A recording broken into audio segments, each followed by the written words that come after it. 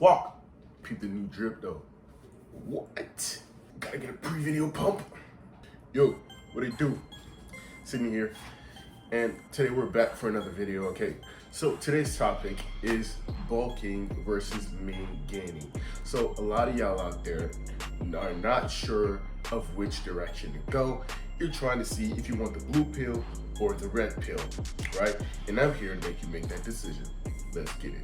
So at some point when you start lifting, someone will tell you, bro, you should go to fucking bulk, dude. You'll be fucking massive. Eat what you want and get swole. right away, you'll have ideas of becoming a 7-foot monster, chucking kegs over your head, like you're half Thor Bjornsson. Let me stop you right there. That's not gonna happen, but you can get somewhere similar to that on a bulk. Let me show you how. A bulk is basically being in a calorie surplus, a heavy calorie surplus.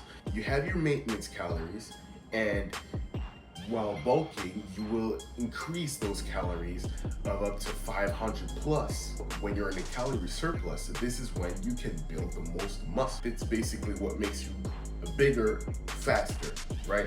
The bulk, also known as the I don't give a fuck diet, is basically just an excuse to eat what you want and eat fucking 9 McChickens in your car every day. It is said to become your number one excuse for when someone comes up to you this summer saying, Hey, you took a little bit of weight here. and your response will most certainly be, huh? Nah, I'm bulking, dude. Hence, which is why a lot of people like to bulk, or summer bulk, or year-round bulk, right? But those people are just called fat. So why would you bulk? Well, let me tell you. The first reason is the S word, strength. Bet you thought about something else, eh? When you're on a calorie surplus, you will have the most energy and you will be the strongest. Weight moves weight, right? So the heavier you are, the stronger you will become, the more weight you will be able to move, right? Again, weight moves weight. So while you're on a bulk, you will most likely see your numbers go up, right? Your bench, your squat, your deadlift. It's easy to be consumed by that power until you get power drunk.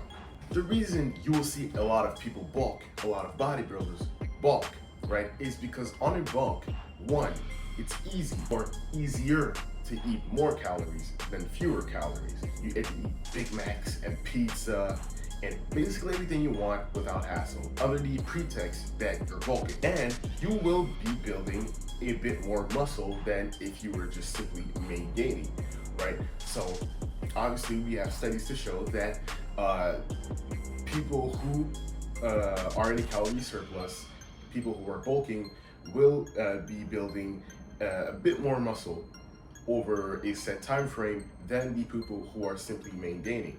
So a lot of bodybuilders, a lot of people in general, will decide to bulk and just go through the whole cutting process at the end because it's simply easier. Well, the third reason why people will bulk is they want to look good in clothes. So they will bulk up, no matter if it's muscle, fat, water, they don't care. Any weight is a good weight to them, and they will bulk up to fill out their clothes and look better in them, which is understandable. Of course, the most obvious advantage to a bulk is no fucks given, which is definitely the attitude that Gary from corporate would like to have before sitting down in that cubicle for 9 hours a day, 7 days a week. Now, you're probably telling yourself, Sid, that sounds great. Why would I not bulk? I'll tell you. Number one, the weight you'll put on will be 5% muscle, or somewhere close to that. Most of the weight you will put on will be just straight fat in the water. So a bulk is basically just you getting fat and adding a little bit of muscle. Some people say, Oh, I'll just bulk during winter and then cut during summer and I'll be huge. wrong. The problem with that is that you'll assume that every single calorie you ingest will be turned into new muscle, which is not how it works. Think about that. When you go to McDonald's and start stuffing down 5 Big Macs, it may not be worth it. And on that note, we have the topic of yo-yo dieting. Yo-yo dieting is basically what I just said. You bulk in the winter, you cut during the summer, and you basically just go back and forth between shredded and fat fuck. The problem with that is it brings us to our third disadvantage, way less confidence. You see, you might think you enjoy bulking, right? Eating what you want, stuffing down 9 McChickens in your car, and saying, oh, I'm bulking. Yeah, it's all great, but then your abs disappear, and your veins, and your striations, and now you're scared to take your shirt off in the locker room from fear of being made fun of. So, not wanting to be fat anymore, you don't go on a cut. But then you realize, maybe I shouldn't have ingested 10,000 more calories than I should. Because now, what goes up must come down. And the higher it is, the worse it's gonna crash. So here you are, 2 days before spring break, slapping together a workout session with 2 hours of cardio afterwards, eating egg white omelets and chicken broccoli and rice twice a day, wanting to off yourself. And you're thinking, man, I really wish I hadn't put on those 15 pounds. and at the end of your cut, you look at yourself in the mirror and you realize that this whole time you've been eating and cutting these same 10 pounds perpetually. Luckily for you, there's an alternative. It's called Maingaining. What is Maingaining? It is maintaining your body fat at the lowest level where you feel comfortable, right? So the lowest point where you have energy is where you should stay at and where you will be able to build the most muscle. I used to think that you couldn't build muscle unless you were in a calorie surplus, until I saw this random video by Greg Doucette that says You can build muscle in deficit. right? And it's just that you're not going to build as much, but you are still going to build muscle even in a slight deficit.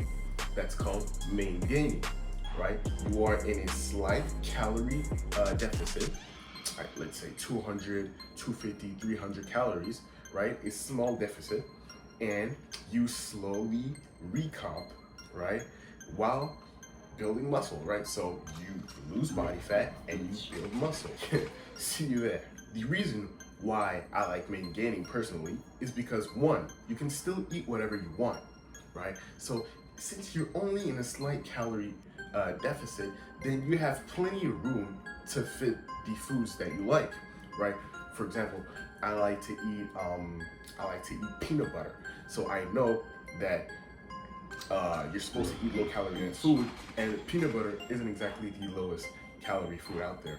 But since I'm maintaining and I'm only in a slight calorie deficit, I'm able to fit this into my calories for the day and just roll with it. And I can eat French toast and rice cakes with peanut butter and all types of delicious shit. So like this video if you want me to show you how I eat in a day to maintain and build muscle while in deficit. Obviously, it looks better. You're leaner, your face is leaner, you're not as puffy, you still have your energy, you're getting shredded while building muscle, which is the whole point of this last time I remembered. The only downside to maintaining is you grow a little bit slower, okay, so it's probably not the best idea to start 2 weeks before summer. Only other disadvantage is that you can't eat like Lizzo on Mardi Gras. Whichever option you choose is the one that works for you, and that is all that matters. But make sure that, one, it doesn't compromise your health or your mental state or your looks, as long as at the end of the day you get swole. So ladies and gentlemen, that is the video for today. If you like this video, subscribe. If you have any ideas for me to improve my content, any tips, tricks for me to improve the quality of these videos, leave them down in the comments below. That would really help me a lot. And until next time,